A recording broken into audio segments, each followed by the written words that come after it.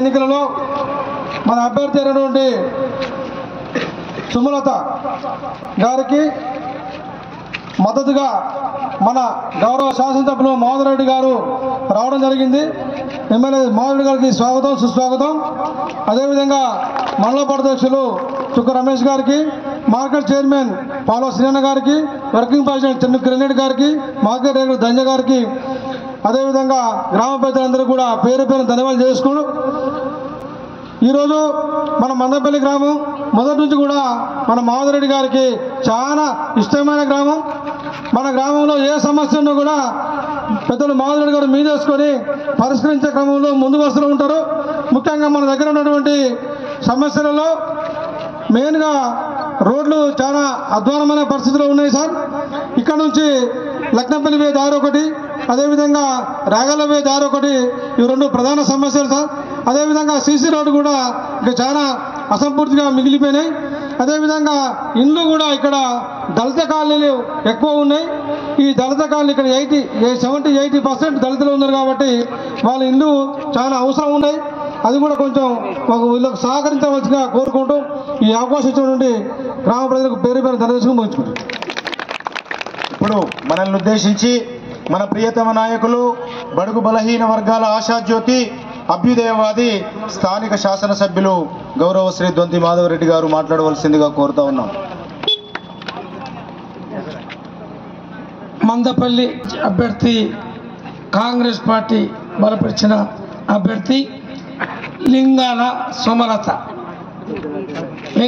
సుమలత గుర్తు ఫుట్బాల్ గుర్తు.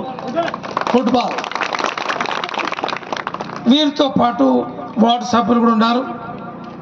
వారు కూడా కాంగ్రెస్ పార్టీ బలపరిచిన సభ్యులు కాబట్టి వీరు వార్డు సభ్యుల్ని సుమలతని 2 ఓట్లేసి గెలిపిస్తాము అని చెప్పి నేను వచ్చిన సందర్భంలో అపూర్వమైన స్వాగతం పలికి ఆశీర్వదించిన మీ అందరికీ హృదయపూర్వకమైన నమస్కారం. మరి ఇందిరమ్మ పాలనలో మీ అందరికీ సంక్షేమం, అభివృద్ధి కార్యక్రమాలు అందే ఏదైతే మీరు పొందుతూ ఉన్నారు. మరి వీటితో పాటు గ్రామ పరిపాలన, స్వపరిపాలన, గ్రామ పంచాయతీ కమిటీ సభ్యులతో మేము ఎన్నుకుంటాం, మద్దతు ఇస్తాం. కానీ ఎన్నుకున్న తర్వాత గ్రామానికి కావాల్సిన ఆయకట్ రోడ్స్ ఉన్నాయి. రైతులు వ్యవసాయ పనులు చేసుకునే కొరకు ఆయకట్ రోడ్లు అడుగుతూ ఉన్నారు. తప్పకుండా ఇంతకుముందు శ్రీనివాస్ రెడ్డి చెప్పిన 2 రోడ్లు కూడా మంజూరు ఇచ్చి ఆ యొక్క వసతిని ఏర్పాటు చేస్తానని చెప్పి రైతు సోదరులందరికీ మనవి చేస్తూ ఉన్నాం.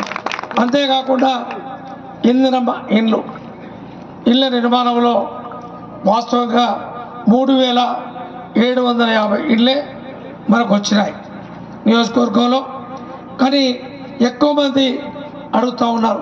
సుమారు 20,000 మంది ఇల్లు స్థలాలున్నాయి, ఇల్లు లేదు, మాకు అవకాశం ఇవ్వండి, మేము నిర్మాణం చేసుకుంటామని చెప్పి అడుగుతూ ఉన్నారు. కాబట్టి మీరందరూ మొన్న ముఖ్యమంత్రి రేవంత్ రెడ్డి గారు వచ్చినప్పుడు నర్సంపేటకి మీరు కూడా వచ్చినారు.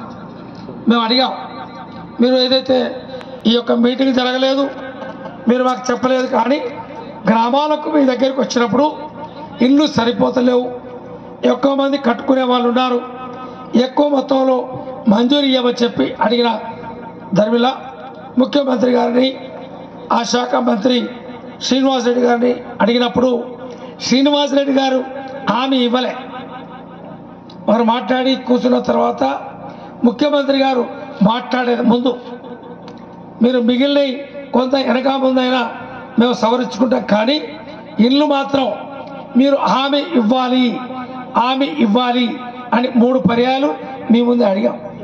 3500 ఇల్లు మాకు మంజూరు ఇవ్వండి, అదనంగా ఇవ్వమని చెప్పి అడిగినప్పుడు 3500 ఇల్లు సంక్రాంతి పండుగ తర్వాత ఇస్తామని చెప్పిన విషయం మీకు మరోసారి గుర్తు చేస్తూ ఉన్నారు.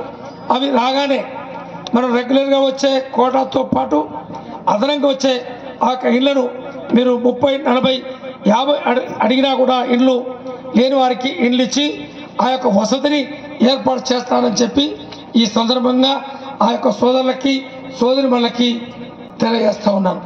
మరి ఇళ్లతో పాటు మిగిలిన కార్యక్రమాలు ఏమున్న గ్రామాల్లో సీసీ రోడ్ల నిర్మాణం, డ్రైన్స్, తర్వాత చిన్న చిన్న కల్వర్ట్స్ ఉన్నాయి, అవి కూడా మంజూరు ఇస్తాము, అవి కూడా ఏర్పాటు చేస్తాము. మరి సుమలతకి మీరందరూ కూడా పోటీ, మన దాంట్లో పనిచేసిన వాళ్ళకే పోటీ.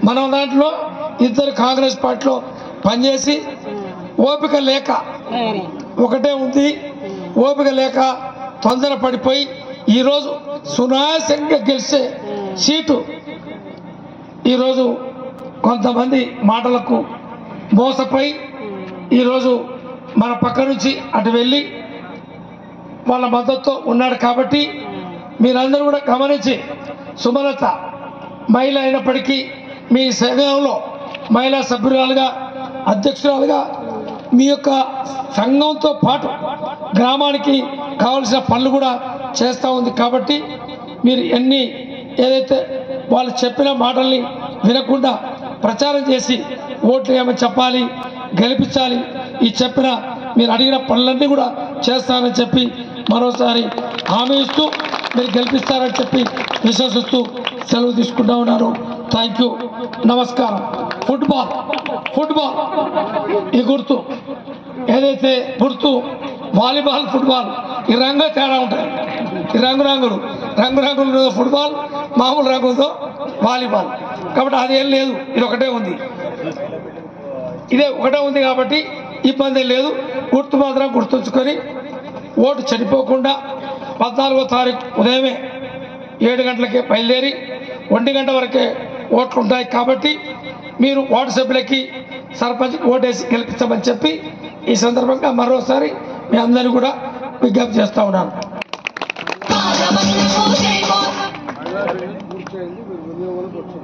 మహిళా బిల్లు ఏర్పాటు చేసినాము, అది వినియోగించుకుంటూ ఉన్నారు. మిగిలిన ఏదైనా కూడా తప్పకుండా మంజూరిస్తాం. మందపల్లి గ్రామాన్ని అభివృద్ధి పదంలో ముందు వరుసలో ఉంచాలని చెప్పి ఈ సందర్భంగా హామీ ఇస్తా ఉన్నాను. థ్యాంక్ యూ, నమస్తే.